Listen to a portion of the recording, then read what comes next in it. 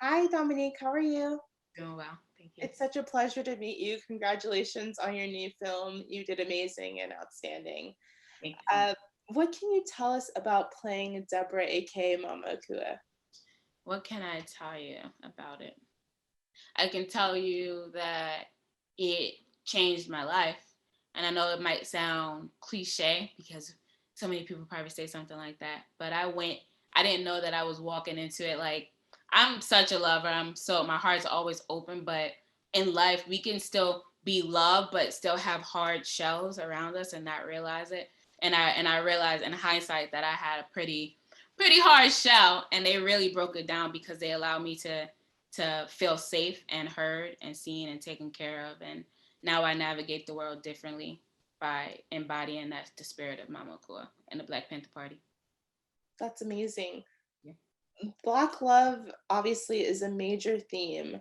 What do you hope viewers take from this aspect of the film? Yes, thank you. Well, that was one of the first things I said to Shaka, our director writer, was I wanted to make sure we we get to see that Chairman Fred loved her for who she was, for her intellect beyond the physical or anything that she had to prove. Because a lot of times in this genre for Black women, we always have to prove ourselves worthy of love before there's a commitment. Stand by them through the hard times in their life, jails, we get pregnant, and only then are they willing to commit. And I wanted to make sure that we saw that she was worthy of love before that. And so uh, when I think about Black love and portraying that, I'm honored that I got to use my voice, my body to tell this story. Mama Kua is formerly known as Deborah Johnson, revolutionary in love. The sacrificial gesture that she does in the end is beyond what I could imagine, and I learned unconditional love from them, and I understand it intellectually, I understand it spiritually, and I'm learning how to keep that a part of my everyday. What do you think your favorite parts or scenes were to film? Oh, the romantic ones. Because I see. It was funny because I was writing my own Romeo and Juliet Black Panther Party esque story right before I heard about this. I was reading a book called The Taste of Power by Elaine Brown. She was a Panther in the Oakland chapter, and I get an email that Shaka King is writing a story. He got the role for me. Daniel Kaluuya will be playing Chairman Fred, and I was like, oh, I was manifesting a romantic role. That's so dope. And so obviously everything, like I would be like, Daniel, you gonna hold my hand? Like, like just every moment that they got, I really tried to build out the love. And so that the Malcolm X scene is pretty fun.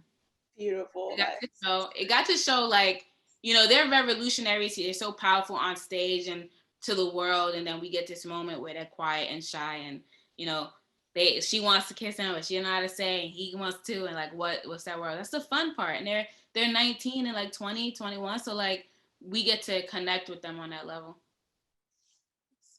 What was it like working alongside Daniel and Lakeith? Well, one, Lakeith, it was just amazing to watch him because he has the job of I mean, he's playing the Judas, and who anybody who could take responsibility and really allow themselves to navigate a character like that with now, I'm not gonna say without fear, but with so much courage, just deserves to be celebrated. And watching him kind of, because we know that O'Neill is not an actor, so the level of commitment that Lakeith has to do to be an actor living as a person who's acting, who's not an actor, right? There's so many levels to it. And thank you for asking, because I don't really get to talk about Lakeith that much, but I thought he did amazing. And then Daniel, just the way in which we were both open to each other and the energy flow, and I learned to like trust him in so many ways, and watched how he took up space, and so that allowed me to move. And now he's one of like the people that I call to when I'm having a bad day, and he'll always have like something perfect to say. So I'm really happy that these people are in my life. It's really good to hear. Why is it important that films like Judas are made? It's important because it allows Black people to take responsibility for our own stories and our own creations. I don't know how many stories get to say that they had the family on set every single day. Like that is such an accomplishment to bring everybody together to create this story.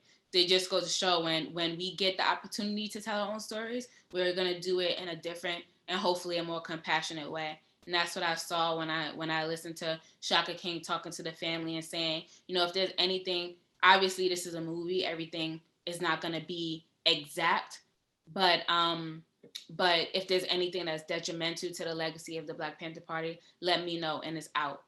You know, and just that lean in the way him and Ryan Coogler, Charles King leaned into the family. I don't know if it's actually heard of the way that they've done it.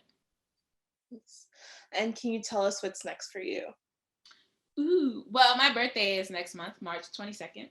So, Happy birthday. thank you. I've been, ever since Project Power and my character rapping, and then the fact that I wrote the poem in this movie, I think there's a lot of energy around me creating poetry or some kind of music. So I have a little gift for people that I'm gonna put on my Instagram on March 22nd. Absolutely. And we've definitely heard a little bit of your poetry before in our interviews in the past. So I wish you the best and thank you so much for taking the time to speak with us. Nice to meet you, Zoe. Thank you. Nice to meet you, Dominique. Have a good one.